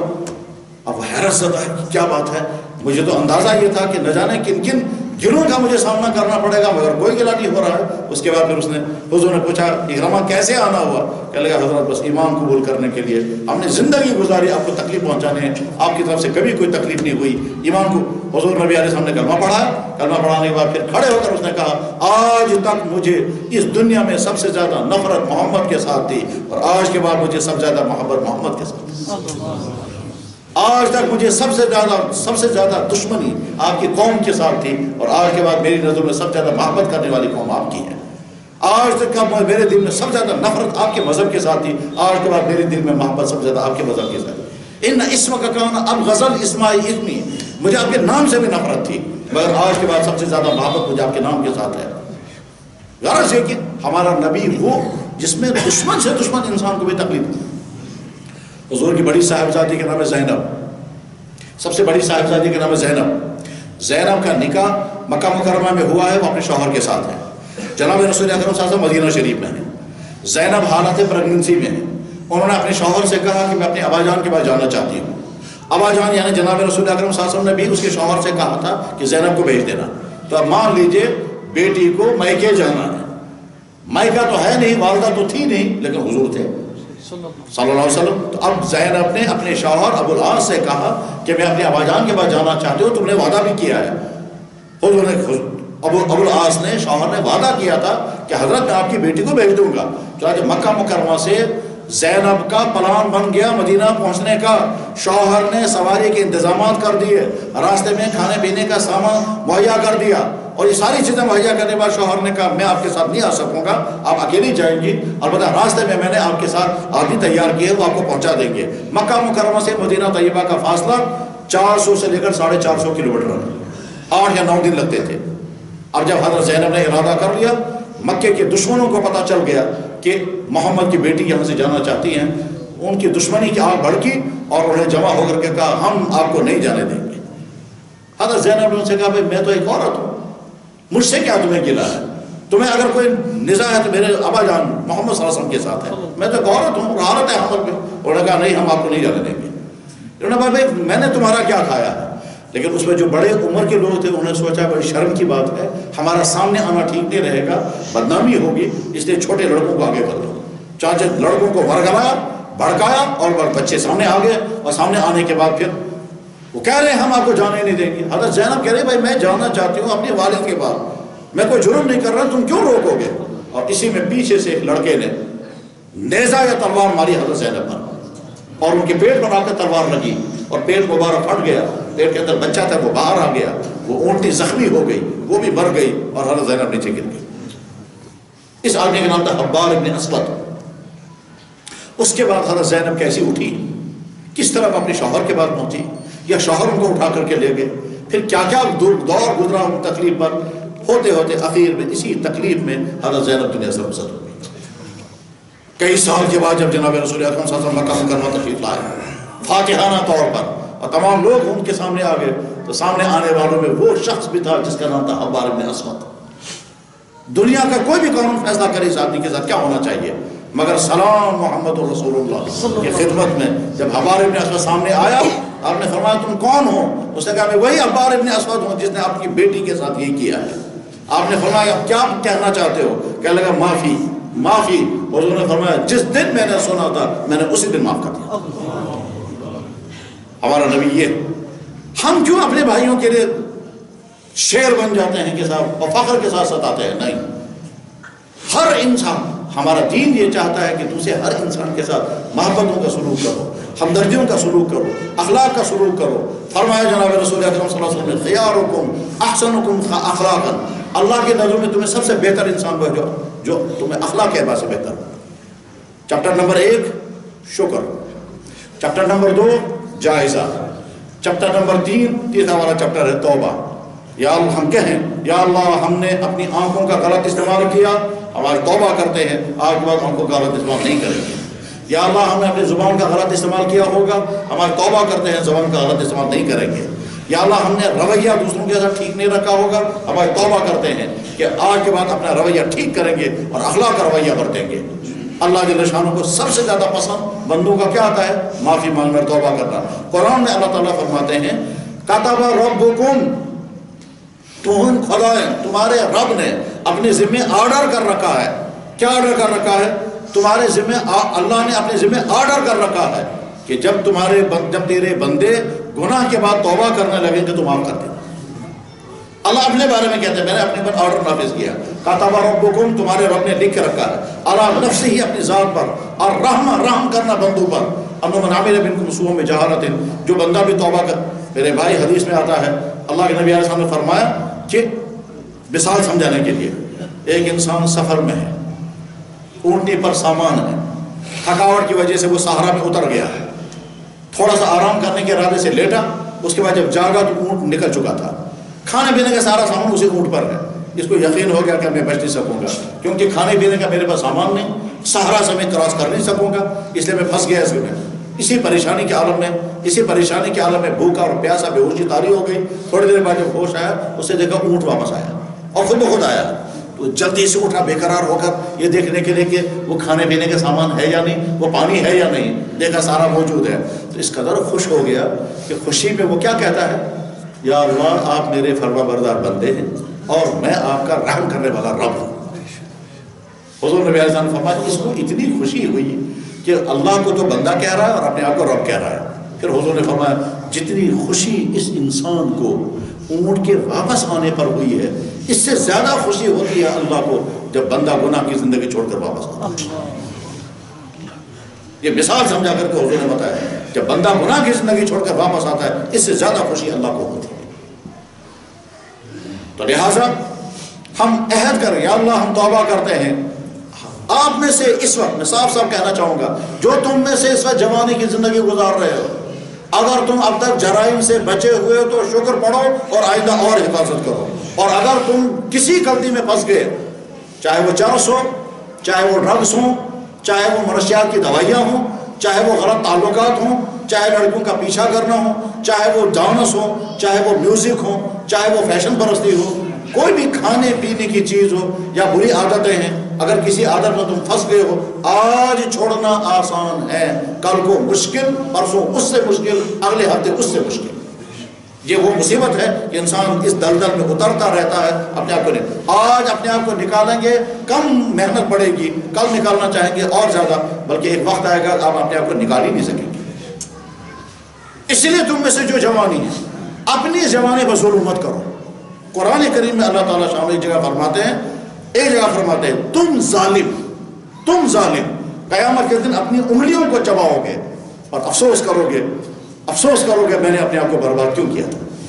وَيَوْمَ وہ دن یاد رکھو، سدوت ہے جو یاد، یوم یعض الظالم، تم ظالم اپنی انگلیوں کو کاٹو گے، یقول یا ویلتی لیتنی لم اتخذ فلانا خلیلا، میں فلانے کے ساتھ کیوں چلا، اس نے مجھے برباد کر دیا، میں تو ٹھیک تھا اس نے مجھے چرسی بنایا، میں تو ٹھیک تھا اس نے مجھے جواری بنایا، میں تو ٹھیک تھا اس نے مجھے آوارہ کر دیا، میں تو ٹھیک تھا اس نے مجھے گندے کاموں میں پھنسا دیا، میں تو ٹھیک تھا اس نے مجھے چوری سکھا دی، یہ میں تو ٹھیک تھا اس نے مجھے، بس انگلیاں کاٹتے رہو گے اور افسوس کرتے رہو گے میں اس کے ساتھ کیوں رہا۔ پھر پریشان ہو کر انسان کیا کہے گا، یا اللہ مجھے دکھا دیجئے، میں تو بہت اچھا تھا اس نے مجھے خراب، وہ مجھے دکھا کہاں ہے، میں اس کو پاؤں سے روندوں گا۔ وقال الذین کفروا ربنا ارنا الذین اضلانا من الجن والانس، یا اللہ دکھا دیجئے کہاں ہے وہ انسان ہے یا جن ہے یا جو بھی ہے، میں پاؤں سے اس کو روندوں گا مگر وہ ہاتھ آنے والا نہیں ہوگا۔ اس لیے اس وقت اس افسے سے بچنے کے لیے آجائے، تو میں صاف کہوں تم میں سے جو جوانی کی زندگی گزار رہے ہیں، اس وقت کہ آپ کی زندگی بہت نازک موڑ پر ہے، اس میں بری عادتیں لگ جائیں گی، زندگی بھر کبھی نہیں چھوٹیں گی، اور اگر آپ نے آپ کو بچا لیا تو زندگی بھر کے لیے تمہاری زندگی۔ اچھا کیریکٹر ضمانت ہے اچھے کیریئر کے لیے، تم کیریئر کے خواب دیکھتے ہو اور کیریکٹر برباد کر دیا تو کیسے کیریئر بنے گا؟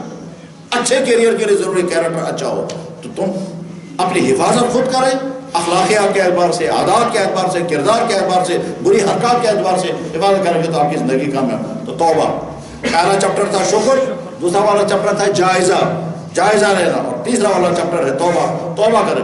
کمائی کے جتنے جو سورسز ہیں، جو دکاندار ملاوٹ کر کے سامان بیچ رہا ہے، اچھی طرح سے سنیں، اللہ کے نبی نے فرمایا تجارت کرنے والے جہنم میں جائیں گے الا من بر واتقى، اور دوسری حدیث میں فرمایا دیانت داری اور امانت داری کے ساتھ جو لوگ تجارت کرتے ہیں، اللہ کے نبی نے فرمایا یہ قیامت کے دن میرے ساتھ ہوگا۔ التاجر الصدوق الامین، دیانت داری امانت داری کے ساتھ تجارت کرنے والا قیامت کے دن یا تو نبیوں کے ساتھ ہوگا یا صدیق۔ یاد رکھیں جو آدمی فراڈ بزنس کر کے دوسرے کو دھوکہ دیتا ہے، اس کے گھر میں لازماً فراڈ چیزیں پہنچتی ہیں۔ ہمارے سامنے تو نہ جانے کتنے تجربات ہیں۔ مجھے آدمی نے فون کر کے بتایا، کیا لگے جی بس کیا بتاؤں میں، غلطیاں ہم نے کی ہیں۔ کیا غلطیاں کی ہیں؟ مرے ہوئے مرغے بیچتا رہا، مرے ہوئے مرغے بون لیس کر کے پھر چکن پیٹی بنا کر بیچتے رہے ہیں، اور اس کے بعد پھر اللہ نے سزا دے دی، ایک ہی بیٹی، وہی بلڈ کینسر میں۔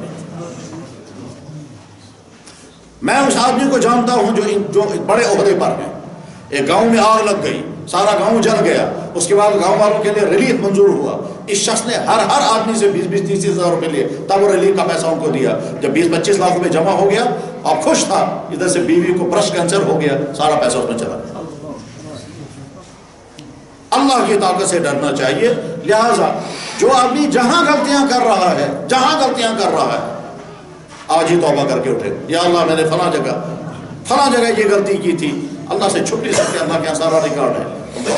اور اس کے بعد پھر ارادہ کیا کریں گے؟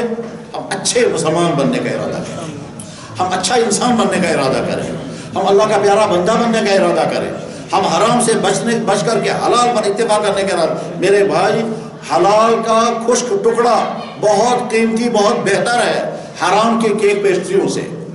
سیدھا سادہ کشمیری ہاک اور سیدھی سادی آپ کی چٹنی وہ زیادہ بہتر ہے بمقابلے حرام کے مرغوں سے۔ سیدھے سادے کپڑے پہننا بہت بہتر ہے بمقابلے اس کے کہ حرام ذریعے سے آپ بہت قیمتی ڈریس پہنیں۔ نہیں، یہ سارا زہر ہے۔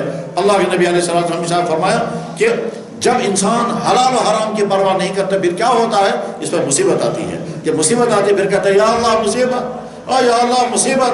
حضور نے فرمایا کیسے اللہ سنے گا؟ تمہارا لباس حرام، تمہارا کھانا حرام، تمہارا پینا حرام، پانا یستجاب۔ رب اشعث اغبر، کتنے تباہ حال انسان بلک کے کہتے ہیں یا اللہ، تو اللہ تعالیٰ فرماتے ہیں ملبسو حرام وماکلو حرام ومشربو حرام فانا یستجاب۔ تمہارا کھانا حرام، تمہارا پینا حرام، تمہارے پیٹ میں حرام، یہ گوشت تیار ہوا حرام سے، اور تم اللہ کرتے ہو، میں کیسے تمہاری بات سنوں؟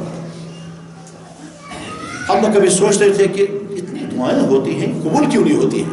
تو ایک حدیث میں نے پڑھی، طبرانی حدیثی کتاب ہے، اس میں اللہ کے نبی علیہ السلام کے ارشاد لکھا ہوا، اللہ تعالیٰ فرماتے ہیں جب کسی قوم کے نیک لوگ دعائیں کرتے ہیں تو اللہ تعالیٰ فرماتے ہیں تم اپنے لیے مانگو گے وہ تو دے دوں گا، ان تمام مجرموں کے لیے اگر مانگو گے تمہیں دینے کے لیے تیار نہیں، انہوں نے مجھے ناراض کر رکھا۔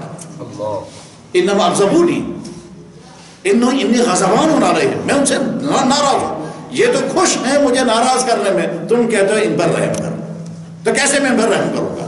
اپنا سدھار کرنا بہت زیادہ ضروری ہے، اور سدھار کوئی مشکل نہیں ہے میرے بھائی۔ ہم کیوں سمجھیں کہ دین پر چلنا مشکل ہے؟ دین آسان، دین تہذیب سکھاتا ہے، دین حیا سکھاتا ہے، دین ڈسپلن سکھاتا ہے، دین خدمت سکھاتا ہے، دین کسی پر ظلم کرنا سے روکتا ہے، یہ تو دین۔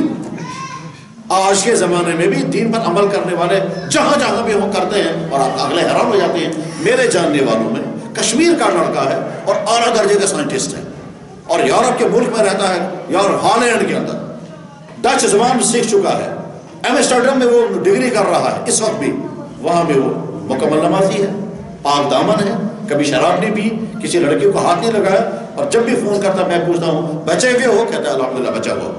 بلکہ اس سال تو اس نے یہ بھی کہا کہ لگا رمضان سے آج تک میں نے تہجد کبھی نہیں چھوڑا۔ میں نے کہا اب کہنے لگا رمضان آ رہا ہے آپ دعا کریں، یہ پورا سال میرا اس حال میں کہا تم کیسے وہاں اب اسٹارڈم جیسے گندے شہر کے اندر تم تہجد کے پابند ہو؟ کہنے لگا میں نے اپنا لائف سٹائل ایسا بنایا کہ ٹھیک ٹائم پر اٹھ کر کے تہجد پڑھ کر پھر فجر نماز پڑھ کے پھر سو جاتا ہوں، اور اس کے بعد پھر 8-9 بجے اٹھتا ہوں، پھر ریسرچ سینٹر چلا جاتا ہوں، کیونکہ وہ ایک ریسرچ کر رہا ہے اور سائنس کا ریسرچ کر رہا ہے۔ کشمیر کا لڑکا ہے جو میونخ میں، جرمنی میں شہر ہے، کشمیر کا لڑکا ہے میونخ میں۔ میں نے اسے پوچھا کیا ہے صورتحال؟ کہنے لگا ہر ہفتے کا سکور ہے 3 یا 4۔ میں نے کہا کیا سکور؟ کہنے لگا ہر ہفتے میں 3 یا 4 کلمہ پڑھتے ہیں۔ تم پڑھاتے کیا ہو؟ کہنے لگا میں چند باتیں کرتا ہوں، لوگ 8 سے کلمہ پڑھتے ہیں۔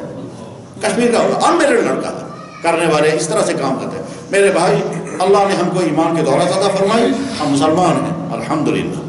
ہر حال میں اللہ کا شکر کرنے کا مزاج بنائیں۔ نمبر 1، اپنے آپ کو بار بار میٹر لگا کے دیکھیں غلطی تو نہیں ہو رہی ہے، اور اس کے بعد پھر توبہ کریں، اور توبہ کرنے کے بعد بھی ارادہ، اور اس ارادے میں بس آخری بات یہ ہے کہ اللہ کے بارے میں کبھی دھوکہ نہیں کھانا چاہیے۔ کیا مطلب اس کا؟ قرآن کریم میں اللہ تعالیٰ شاہ نے کئی جگہ فرمایا میرے بارے میں دھوکہ مت کھانا۔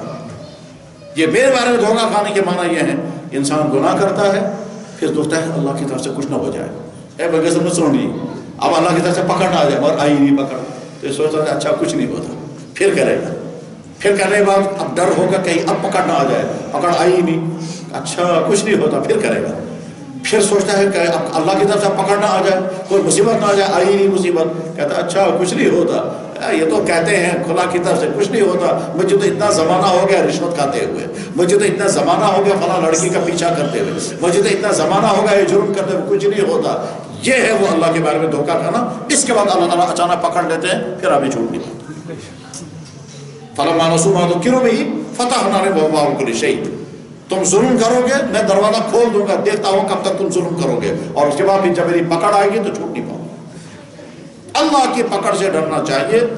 اللہ ہر چیز کر سکتا ہے، جس طرح سے چاہے کر سکتا ہے. اس کی مثالیں قرآن میں اس لیے بیان کرتے ہیں اللہ تعالیٰ شانو، دیکھو میں جب جو چاہوں جس طرح چاہوں کر سکتا ہوں، اور تمہیں سمجھ میں بھی نہیں آئے گا میں نے کس طرح سے کیا.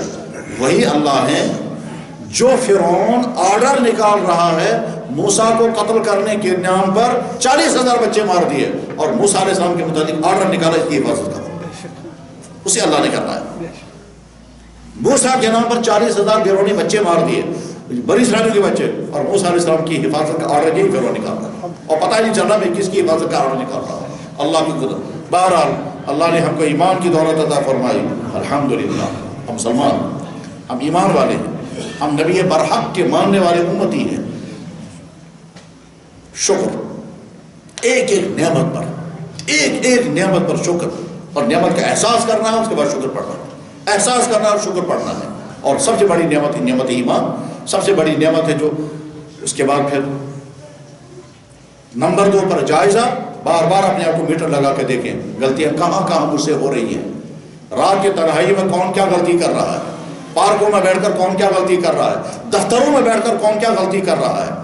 ہر انسان سے چھپ سکتے ہیں، ہر انسان کے منہ کو بند کیا جا سکتا ہے. اللہ کرے تو جائزہ لیں اپنا، اور اس کے بعد پھر توبہ کریں. اور توبہ کا نام ہے ان تمام غلطیوں کو چھوڑ دینے کا، اور ارادہ کریں ہم اچھے سے اچھا اللہ کا بندہ بنیں گے، اچھے سے اچھا نبی کا امتی بنیں گے، نبی کا امتی اچھے سے اچھا بنیں گے. اور اس لیے بنیں گے، میں نے شروع میں کہا تھا کہ اللہ تعالیٰ شانو ہر چیز برداشت کر لیتے ہیں، نبی کی توہین اور نبی کو اذیت اللہ برداشت نہیں کرتے. بس اب اس کی مثال میں بتاتا ہوں اور بات ختم ہو رہی ہے. جناب رسول اکرم صلی اللہ علیہ وسلم کے بڑے صحابہ میں سب سے اونچے صحابی ہیں صدیق اکبر اور عمر فاروق رضی اللہ تعالیٰ. حضور کے پاس ایک قافلہ آیا قبیلہ بنو تمیم کا. ان کو ایمان قبول کرنا تھا، کچھ کر چکے تھے، کچھ کو ایمان قبول کرنا تھا. اب جب وہ مسلمان ہو گئے سارے اور واپس جانا چاہتے تھے تو حضور نے سوچا کہ یہ چونکہ واپس جا رہے ہیں ان کے پورے علاقے کے لیے کسی انسان کو ان کا بڑا بنا دیا جائے، یعنی کہیے ان کے علاقے کے لیے کسی کو کمشنر بنانا ہے، یا ان کا سربراہ بنانا ہے، یا علاقے کا بڑا بنانا ہے، امیر بنانا ہے، امیر قوم. تو امیر بنانے کے لیے کس کو منتخب کرنا چاہیے؟ حضور نے مشورہ شروع کیا. صدیق اکبر رضی اللہ عنہ سے فرمایا کہ بھائی یہ چند آدمی آئے ہیں، ان میں ایک ایک آدمی کو تم جائزہ لکھو پھر مجھے بتاؤ کون مناسب رہے گا. اور حضرت عمر فاروق سے بھی بتایا. چنانچہ حضرت صدیق اکبر واپس آئے، انہوں نے کہا حضرت میں نے تمام لوگوں کو چیک کر کے دیکھ لیا، سب سے بات چیت کر لی، مجھے سمجھ میں آتا ہے کہ فلاں آدمی بہت مناسب ہے، اور وہ ذہین بھی مجھے لگا اور سمجھدار بھی لگا، اسی کو امیر بنا دیجئے. اس کا نام ہے کا ابن بابر. حضرت عمر فاروق تشریف لائے، انہوں نے کہا یا رسول اللہ میں نے بھی لوگوں کو چیک کر کے دیکھا، میری رائے بنتی ہے کہ فلاں آدمی بہتر رہے گا، اس کا نام ہے اقرا ابن حابس. صدیق اکبر بہت نرم مزاج کے انسان تھے، بہت ہی زیادہ نرم مزاج، مگر غیر متوقع طور پر صدیق اکبر رضی اللہ عنہ نے حضرت عمر فاروق کو ڈانٹ دیا، اور ڈانٹتے ہوئے فرمایا تم نے دوسرے کی رائے کیوں کی؟ انہوں نے کہا جناب میرے ذہن میں انہیں کا مشورہ ہے. انہوں نے کہا نہیں تم میری مخالفت کرنا چاہ رہے تھے، تم نے میری بات کاٹنے کی کوشش کی ہے. ما اردت الا خلافی، بخاری میں یہ. تو حضرت عمر فاروق نے تھوڑا اونچی آواز میں کہا میں آپ کی مخالفت کیوں کرتا؟ آپ نے اپنی رائے دی، میں نے اپنی رائے دی. صدیق اکبر نے کہا نہیں تمہارا مقصد ہی تھا میری رائے کاٹنا، کیوں تم نے میری رائے کاٹی؟ حضرت عمر فاروق نے کہا جناب میں نے آپ کی رائے نہیں کاٹی، میں نے اپنی رائے دی. جناب رسول اکرم صلی اللہ علیہ وسلم تشریف فرما، ایک نظر صدیق اکبر پر، ایک نظر عمر فاروق پر.